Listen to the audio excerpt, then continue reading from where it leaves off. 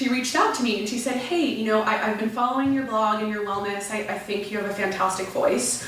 My boyfriend is thinking about, he has an idea for a beverage. Will you meet him for coffee? I was like, all right, I'll meet this random guy at Phil's Coffee down the street, sure. So this was 2.5, almost 3 years ago now actually. And went down the street, met Sonny, had no idea what to expect. And he said to me, I think there's an opportunity to make a protein drink that's geared towards women. What do you think about that? And I looked at him and I said, the number one question I get from all of my clients is, what do I have after I work out?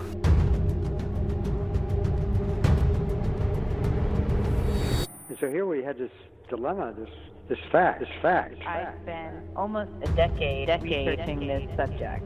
Every aspect of your metabolic health improves. From the Hint offices in San Francisco, I'm Kara Goldin, founder and CEO of Hint. You may have tried Hint water before, but this is my podcast. Each week, we talk to some of the most creative entrepreneurs, from world touring pop stars like Jay Sean to the people behind favorite Instagram accounts, including So Yummy, New York City, and even YouTubers like Sarah Dietschy. So the $1 million question, what does it really take to be unstoppable?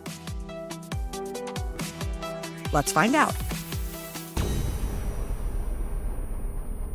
Hi, everybody. It's Kara from Unstoppable. So excited to be here today with Darby Jackson from Après. Thank you so much for coming. Yes, thank you for having me. Yeah, we're here on Union Street in our Hint offices, and Darby and I were just chatting about how she used to be on the street. Now, where are you? Now we're in LA. Oh, wow. LA about 4 months ago. Okay. And how's LA? LA is great. It's so different from San Francisco. Yeah. I grew up in Orange County, so it kind of feels like home, but I've been in the Bay Area for 10 plus years, so I still really miss it, but it makes a ton of sense for our business. So we'll jump into that in a minute, sort of San Francisco versus LA, but I want to get back to, so tell us, for those of you who are not familiar with Après, I'd love to have Darby just explain a little bit about what you're doing.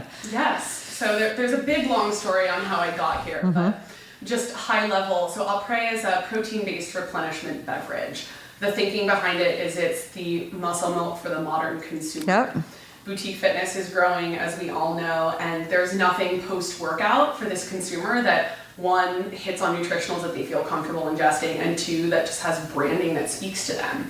So we spent 1.5 years designing this product from the ground up to really speak to the SoulCycle riding, green juice drinking consumer. That's awesome. And you were an athlete. I was an athlete. So I like I said, I grew up in Orange County playing water polo. And my intention growing up was I was always laser focused on going to the Olympics. Mm-hmm. So I'm a workhorse by nature. Yep. I'm a Capricorn. That's just in so my funny. blood. And I sacrificed so much growing up to focus on being in the Olympics. I didn't go to my high school prom. I didn't go to graduation. But that was all, this was my dream. It was what I wanted to do. And so played in high school, got a full ride scholarship to play at UC Berkeley, one of the top 2-3 schools in the country for water polo.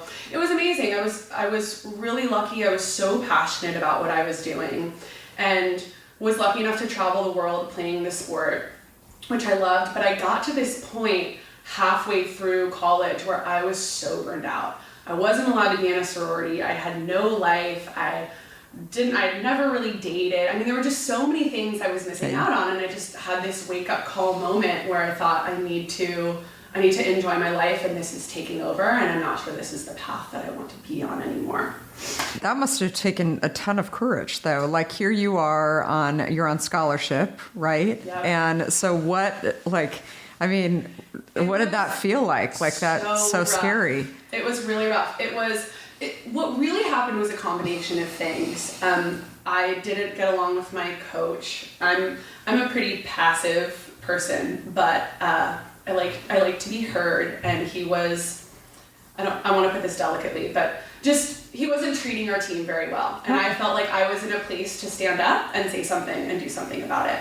So myself and 2 other girls that were also on the US national team, the 3 of us made a statement at the end of our sophomore year in college, and we quit.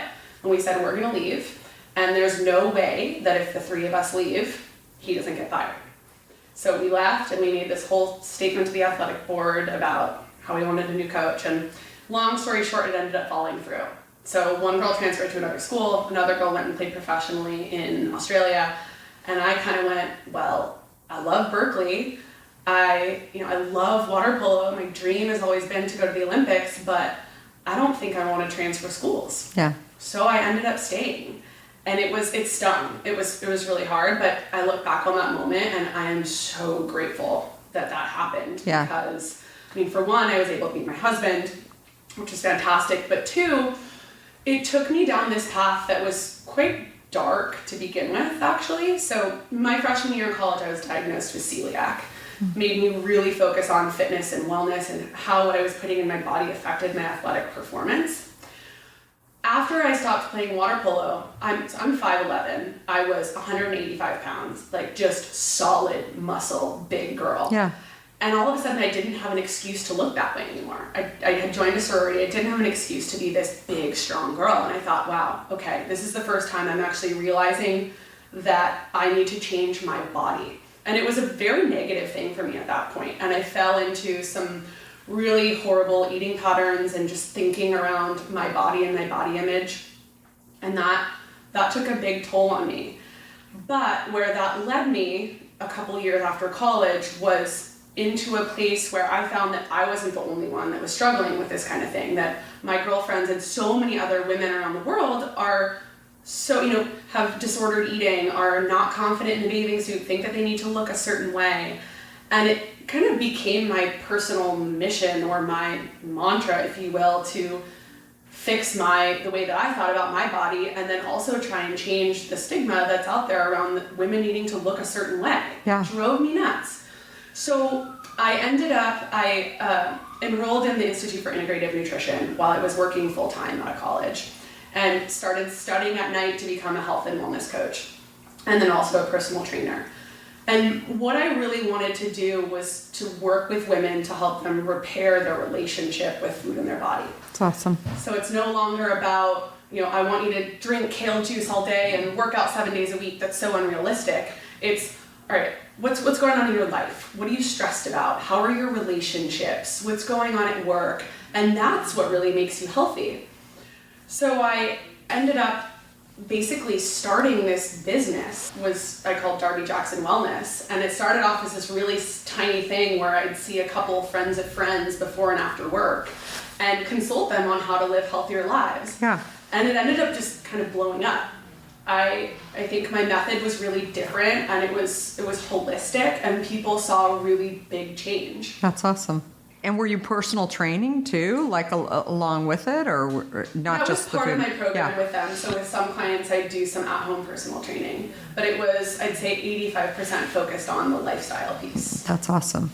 That's so cool. And so you're doing Darby Jackson Wellness, and then you're thinking like, okay, I need this drink that you decide to develop, or what was sort of the thought process of that? It's a really interesting story. So I always knew, I started this fitness and wellness coaching company to really understand what the need was out there from women. Mm-hmm. But I knew that wasn't what I wanted to do in the long term. It's really hard to scale something like that. I can only see so many clients during the day before I sort of hit my wall. So I started experimenting with different ways to get my message and my philosophy out there. So I had online programming. I started doing some television segments on KTVU around fitness and wellness and healthy recipes. I loved that. I've always had this weird love for public speaking, which I feel like no one says, but I've kind of always liked that. Yeah. And then I started doing some consulting for some fitness and wellness startups in San Francisco, and I was building programming for them. So I was just testing the waters. I'm like, what else can I do to get my message out there? And then one of the most serendipitous moments in my life, I got an email from a girl that had gone to college with me. I didn't know her very well. She was a grade above me, but I was a health coach I was the health coach at MNT Studios here in Soma. And she worked out there, and she reached out to me and she said, hey, I've been following your blog and your wellness. I think you have a fantastic voice. My boyfriend is he has an idea for a beverage. Will you meet him for coffee? I was like, all right, I'll meet this random guy at Phil's Coffee down the street, sure. So this was 2.5, almost 3 years ago now, actually. And went down the street, met Sonny, had no idea what to expect. And he said to me, you know, I think there's an opportunity to make a protein drink that's geared towards women. What do you think about that? And I looked at him and I said, the number one question I get from all of my clients is, what do I have after I work out? And I don't have a recommendation for them. Not the consumer that's taking protein powder and water and shaking it up when they walk out of Equinox. Yep. My husband used to always try and get me to do that. And I was like, I don't want to bulk up. I don't know what's in that crap. No. Yeah. So it really resonated with me. So I said, this is cool. Let me talk to some of my clients. Let me talk to some of my personal training friends, studio owners. Let's see what we've got here. So went back, talked to people, did a little bit more research, and we were both just so aligned on the fact that there was nothing out there. So this was kind of the thing I'd been looking for, and it all came together when he brought this up, and I just thought, yes, there is a need for this, and our backgrounds are so complementary, my co-founder Sami and I. This is exactly what we need to be doing. So we spent 1.5 years designing this product. It was really hard to make. We thought... So can I back up a little? Sure. So when you think of a women's drink versus a men's drink, like what were the key things that you know, above and beyond sort of the way that it was actually being served? I mean, what you're talking about is a two-step process was how you had seen it before. This is a ready-to-drink, right? Like, but also what are the key differences that you felt like wasn't being, you know, activated in the market at that time? Great question. So started off being inspired by a need for women post-workout. The product has since evolved to being something that speaks to just the modern consumer post-workout. But what we found is that all of the ready-to-drink protein options on the market were packed with protein. So it was just, how many grams of protein can I get into this tiny bottle? And if you're doing SoulCycle or Spin or even, you know, a berries or a high-intensity interval class, you don't need 40 grams of protein after your workout. Yeah. That's for a bodybuilder or someone that's trying to play football. Yeah. We're not trying to get football max over here. Yeah. We just don't want to be starving and have, you know, reach for the office cookies 2 hours later because we haven't had anything to drink. Yep. So all of the options out there were packed with protein from a nutritional perspective. And then in my opinion, drawing on my health coaching background, they were missing 2 really key elements. The first one was some kind of a healthy fat. So I'm a big proponent of healthy fats, and I love organic virgin coconut oil. It keeps you fuller longer and optimized brain function. So I was really adamant about that being a key component of the ingredient list. And then the third piece, so it's plant protein, MCTs, third piece being organic coconut water, electrolytes. We need that for post-workout hydration. So in that way, the beverage is completely different from anything else out there from a nutritional perspective. And then, of course, just sourcing the highest quality ingredients that we could. The other 2 things that make it really different, one is just our positioning overall, in that we're not trying to scream bulk and biceps. We're also not trying to, and this is where this beverage and this branding speaks is just so in line with my personal message, in that protein brands, in my opinion, have gone wrong in the past in that they've been marketed as meal replacements, or they've been marketed around, you'll look a certain way when you drink this, or you should have an 8-pack if you're going to drink this. I don't agree. We use models of all different shapes and sizes.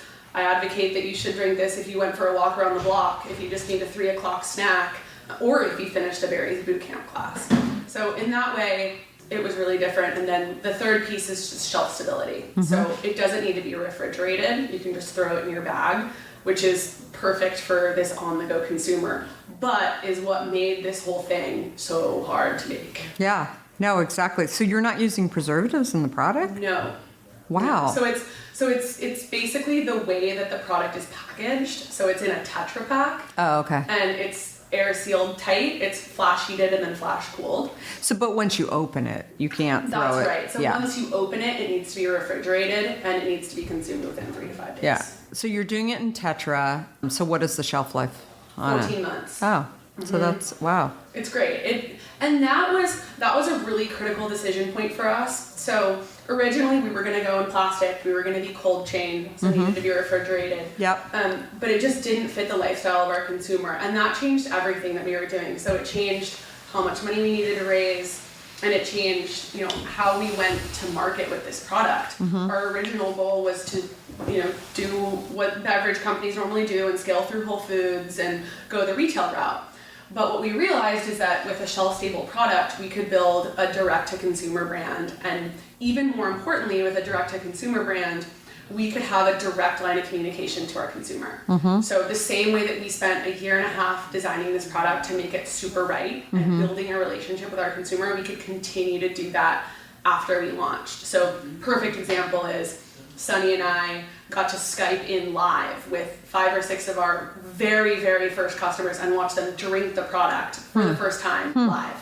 You don't get to do that when someone's grabbing a product off of a grocery store shelf. Doesn't mean that we won't eventually do that. We absolutely will, but it's a great time for us to test and iterate and make sure that we're building really strong relationships with the people that love this brand. With customers. That's awesome. And I think especially for the direct-to-consumer business, I think having a strong social presence, which you do, that's that's definitely helpful in sort of building out that brand. Yeah. We started our Instagram a year before we even launched.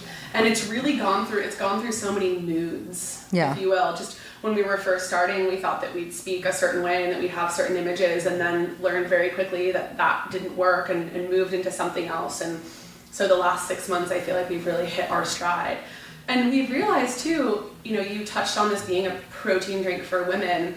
That was absolutely the original inspiration, and our consumer will continue to be mostly women. But my co-founder's a guy, but there are so many guys that love this drink and just see it as it's very elevated and kind of chic packaging, and that speaks to them too. Yeah, that's awesome. And so your plans are not to be available in the offline world. So you're not to gyms or no? No, so we're actually we are in 300 plus boutique fitness across the country right now. That was a really cool move for us. So it's kind of like build your own shelves instead of fight for shelf space. And it makes a ton of sense because that was exactly why the product was designed for boutique fitness. Yeah. So we found success there, and then we are starting to just build out LA. Yeah. So we want to make it really easy for this consumer to get this product and be everywhere they want us to be. We just want to do it in the right way and make sure that we just continue to listen to what our customer wants. So you moved from San Francisco down to Los Angeles. So was that the main reason that you just really wanted to build out? We wanted to build out LA. Our flavor house is there. There were a number. Sunny and I had talked about this almost right when we first started. That we wanted to eventually be in LA. We just didn't know when we were going to do it, and it ended up being the right time. And so he moved there as well? He did. Yeah. Oh my God. Yeah. So we're there, and we've since hired, and we're building out a great team. And it's just the fitness and wellness scene is phenomenal in LA. I know. As we know. So I've only been there 4 months, and I miss San Francisco. But you're from there though too. I think jumping into that, it's funny. I was telling an entrepreneur a couple of weeks ago that I feel like they were actually moving their company from New York to Los Angeles. And I was saying that LA is such a big place. If you, are growing your business, for example, and you say, oh, okay, I'm going to hire one merchandiser for a merchandiser that you're paying hourly to go from Orange County to Hollywood is you're going to, right? And then you've got, 4 hours. Yeah. And then you've got a store or a fitness gym that wants you to stay there sampling for 3 or 4 hours. All of a sudden you're paying somebody 6-7 hours because they choose to live in Orange County or vice versa or whatever. So it was interesting. We've noticed, we're, nationwide with our product hint, but we definitely I feel there's so much white space in LA for us to still be in, and New York, it's just it's constant. So you have to, I think it's great that you're focusing on that and really trying to nail it, especially for, drinks. So how did you find this, this company?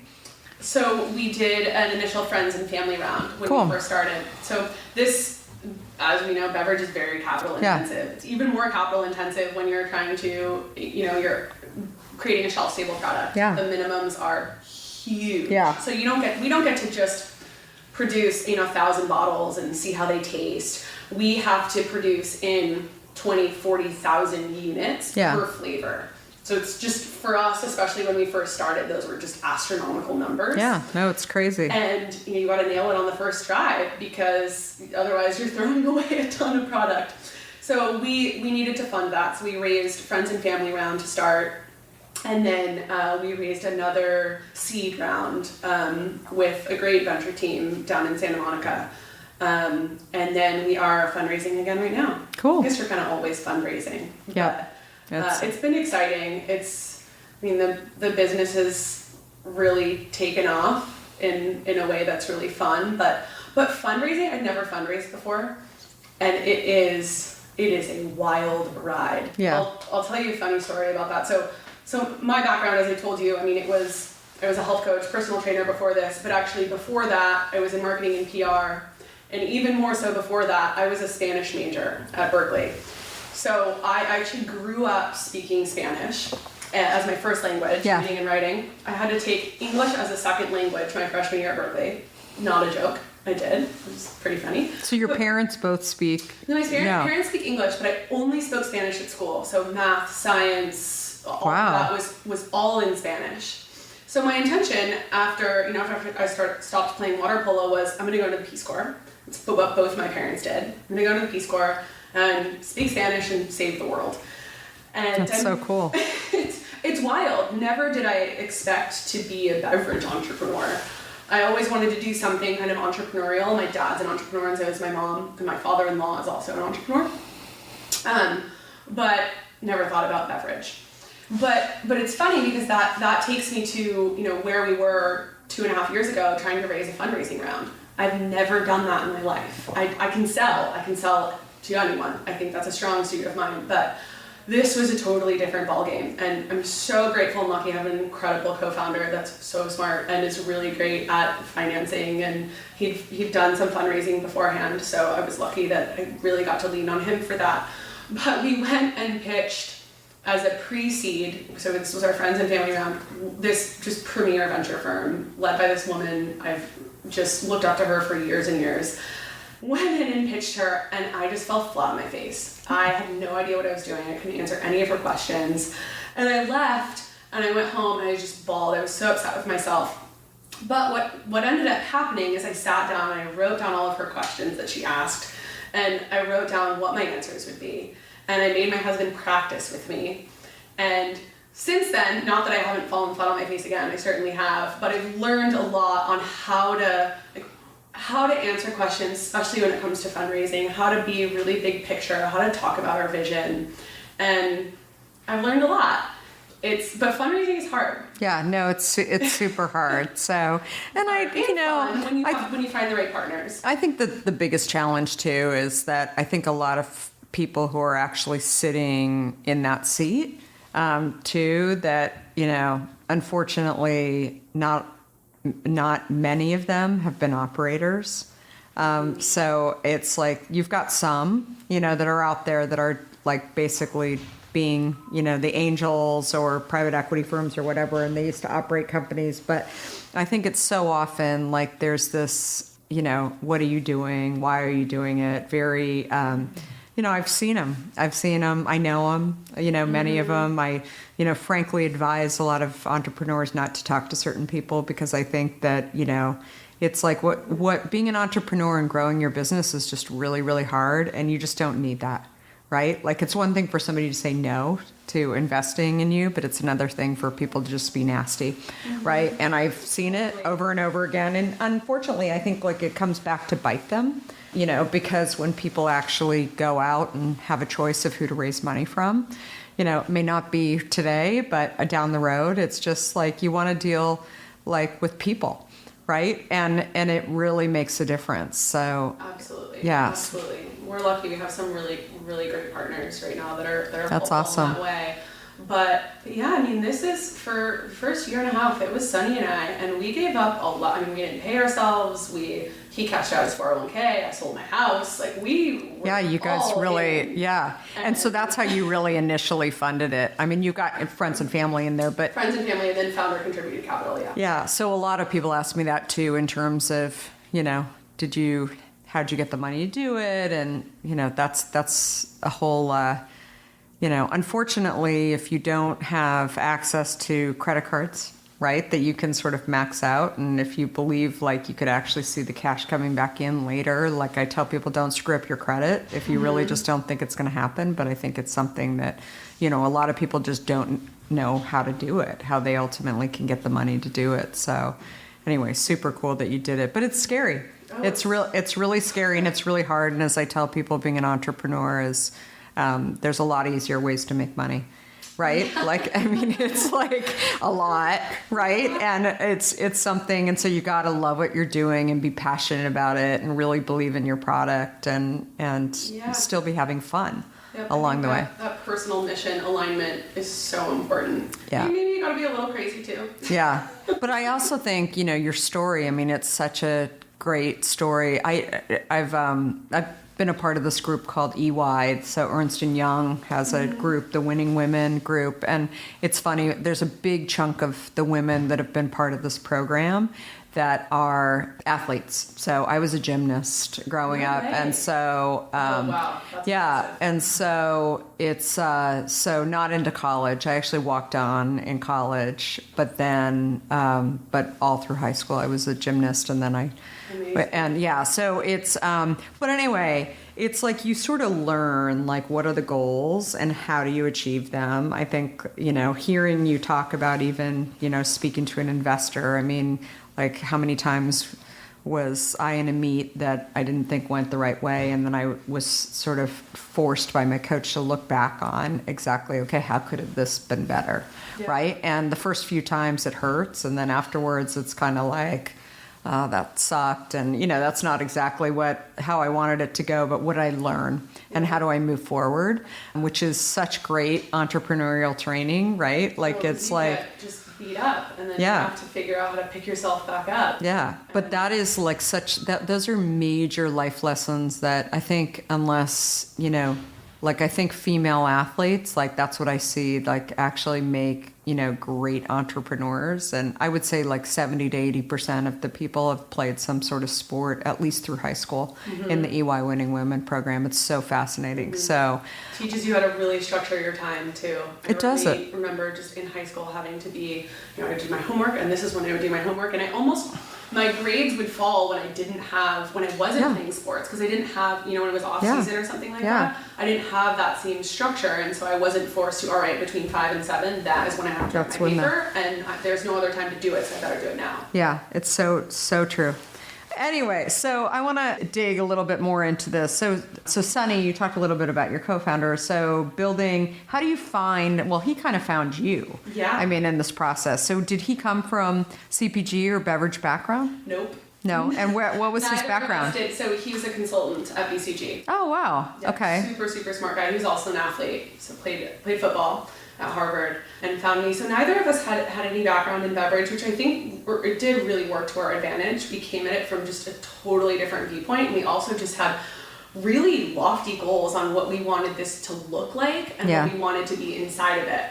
So we were lucky enough to find someone. Sunny actually found him early on, a guy that had a ton of experience in beverage, and he really held our hand. He was quote unquote the adult in the room when we were starting to build this, and helped direct us to, our flavor house. So flavor house, as you know, is where you go with a recipe and nutritionals and ingredients, and they help you make this commercially viable. But that process was really difficult because we were adamant about, these are the nutritionals that we want, these are the ingredients that we want, and we're not willing to flex on this whatsoever. And so we need to figure out a way to make it right. So they kept telling us we were working on the edges of food science. They'd never made a beverage like this. We're the cleanest shelf-stable protein beverage on the market. That's awesome. And it's cool. It's really cool, but it took a really long time. It took a long time. The first couple batches we got back of this product, so they would send us basically the beverage to taste in glass bottles. The first couple we got were pudding. I turned this thing upside down and it just oozed out. It was so gross.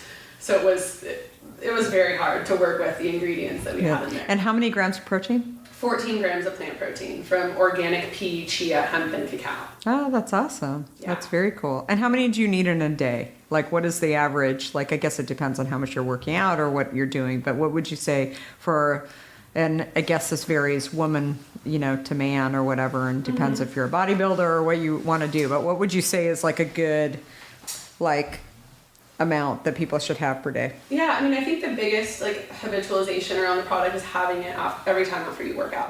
That's what we're really building in and what we're seeing that our consumers are doing. But there are so many other use cases for it. So for example, we have a cold brew coffee flavor. I have that almost every morning on my way into the office.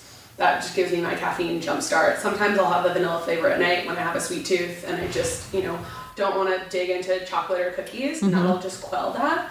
I'll use it as a base for smoothies sometimes. So there are all these different use cases. It's definitely not, it doesn't have the consumption rate of, like a Hint, which you could have with every single meal. Yep. And you could have 5 to 7 a day. So I think, 1 a day if you're working out every day. Yep. Or as a snack, quick on the go breakfast. You could have, and the sugar content or? 6 grams of sugar from Okay. organic coconut sugar, and then organic coconut water, and then it's sweetened with organic monk-free extract. Awesome. Very cool. And so you mentioned the cold brew. So Yes. that's so awesome. So, That is my favorite. I hate saying what my favorite flavor is. It's like I'm choosing my favorite child, but cold brew is my favorite. yeah, that's awesome. Now, are you going to Expo? In Expo West, you know about Expo West? Yes, of course. We've gone the last 2 years, and it's every day I clock 10 to 12 miles. It's so huge. It's crazy. Walking. I love it. But we're not going to have a booth, but I'll be there. But you're going to walk around since Yes. you're not too far. So you're not exactly in Anaheim, but not too far. So it makes it easier. That's so awesome. Very, very cool. I feel like you guys are actually going to be going the route of grocery stores at some point.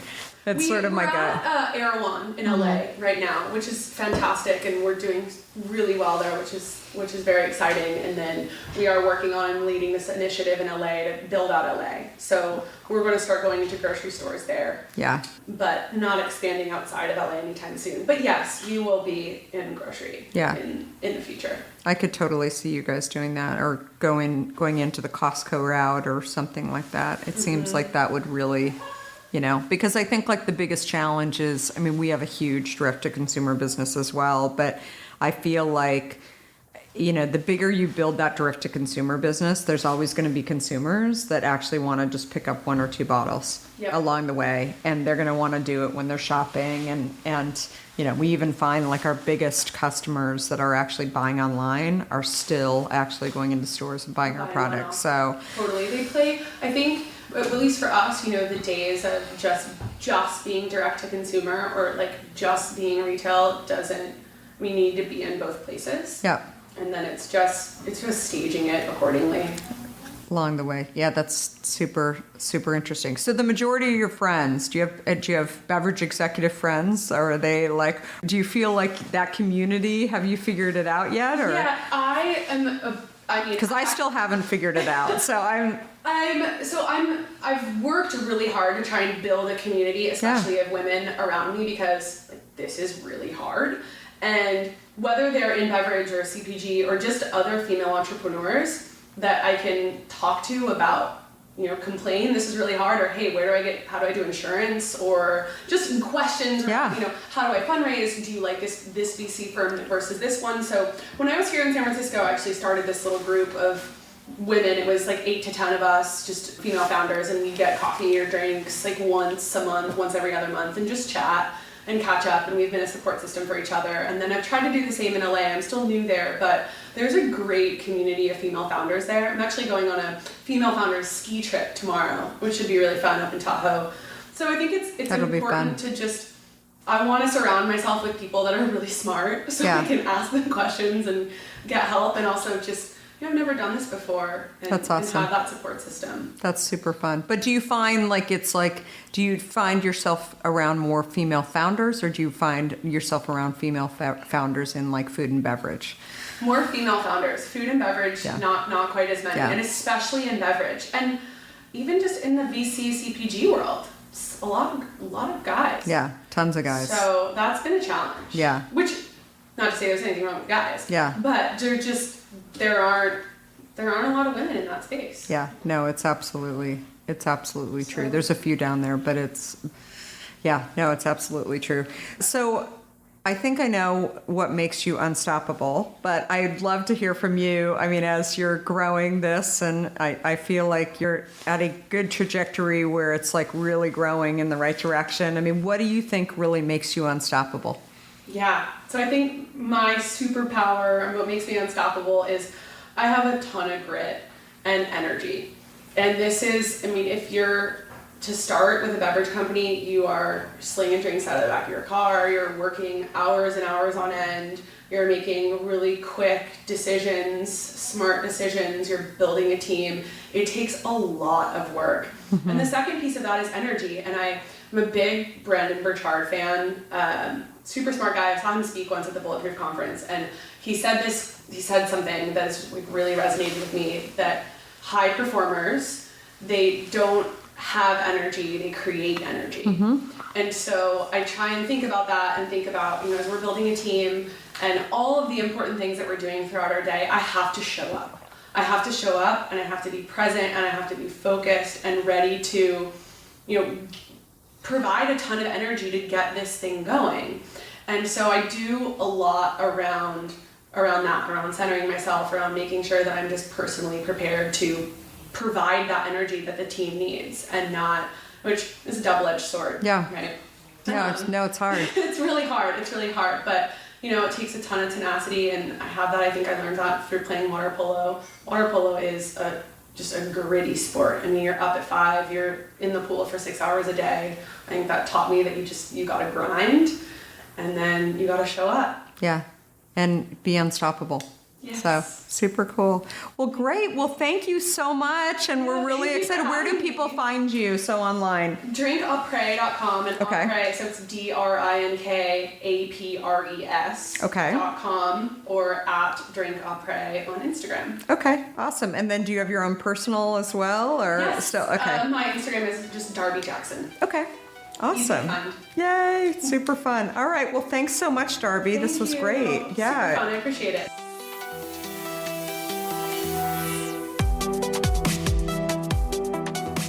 If you like what you heard, please help spread the word and leave us a review. You can also follow along with me on Facebook, Instagram, Twitter, and LinkedIn at Kara Goldin. Do you have a question for me or want to nominate an innovator to spotlight? Please talk to me at Kara Goldin on Twitter. Thanks so much for listening. Until next time, be unstoppable.